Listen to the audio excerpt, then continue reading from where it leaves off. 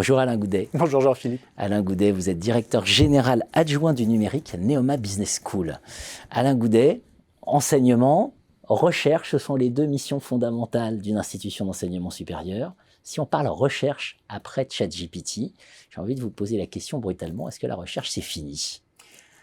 Alors oui et non. Ça dépend du type de recherche. Je crois qu'une distinction qui commence à émerger, c'est justement la distinction entre contenu et connaissance. La recherche vise à produire de la connaissance et non pas simplement à produire du contenu, sous-entendu des articles qui ne génèrent pas suffisamment de questionnement et donc derrière de connaissances. Si on regarde l'impact de l'IA générative et de ces technologies, il est absolument colossal dans le processus de recherche. Par exemple, si on considère l'étape de revue littérature, ce type d'outil, plutôt intelligence artificielle et non pas intelligence artificielle générative, va par exemple permettre d'identifier assez rapidement sur un sujet, sur un concept, sur une méthode, quels sont les articles qui parlent. Et du coup, ta revue littérature va être automatisée et on va aussi pouvoir identifier quels sont les attracteurs, c'est-à-dire les articles vraiment fondateurs sur lesquels se greffent un certain nombre d'articles filles ou parents en tout cas de cet article. Donc c'est extrêmement intéressant parce que finalement, on va éviter le phénomène de passer à côté d'un article absolument important dans un courant de littérature. Ça, c'est un premier point. Le deuxième point, c'est que, et là pour le coup, l'IA générative permet de faire ça, on peut aussi imaginer finalement déverser tous ces articles qui ont été identifiés pour désormais, en tant que chercheur, rentrer en conversation avec l'ensemble de ces contenus. Quel est l'intérêt? Cela permet par exemple de repérer des liens entre des concepts qu'on n'a pas forcément identifiés. Donc tous les articles de type méta-recherche sur tel ou tel sujet vont être à la fois simplifiés, parce qu'on va pouvoir les opérer beaucoup plus rapidement, mais également amplifiés, parce qu'on va être beaucoup plus exhaustif sur la volumétrie d'articles qu'on va mobiliser dans ces méta-recherches. Et le dernier point sur cet aspect-là, c'est que quelque part, on va pouvoir rentrer en conversation avec l'ensemble de ce corpus-là pour justement identifier des idées, tester peut-être des hypothèses sur la base de données déjà existantes.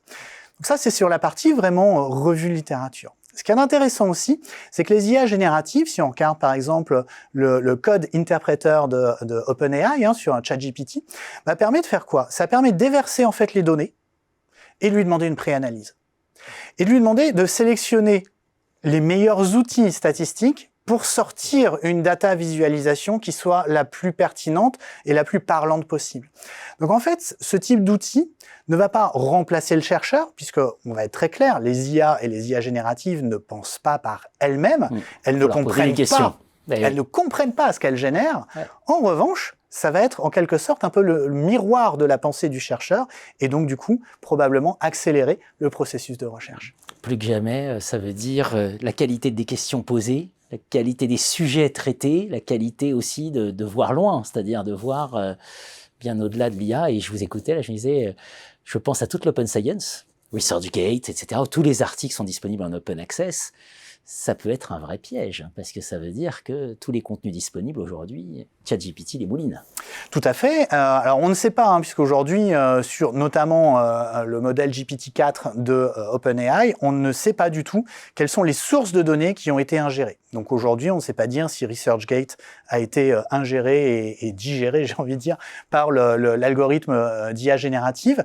Mais effectivement, tous ces contenus qui sont ouverts et accessibles sur Internet, on peut partir du principe qu'effectivement, ils ont été intégrés dans le corpus d'analyse de l'IA générative. Typiquement, aujourd'hui, c'est une notoriété publique. Wikipédia représente à peu près 0,14% ce qu'on appelle les tokens. Donc dans le modèle de données, Wikipédia pèse 0,14% de l'ensemble des données qui ont été avalées par l'algorithme d'OpenAI.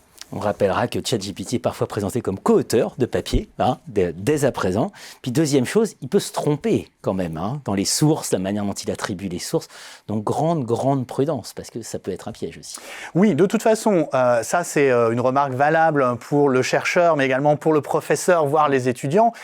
Sur ces outils de création de contenu, il est extrêmement important de vérifier le contenu, de vérifier les sources. Pour autant, là aussi, les choses évoluent très vite, puisque OpenAI a ouvert publiquement les plugins autour de ChatGPT. Notamment, il y a des plugins dédiés spécifiquement à la recherche et qui font que les résultats générés sont encore plus fiables en termes de sources bibliographiques. Donc en fait, ça ouvre vraiment un potentiel extrêmement large au niveau de la recherche.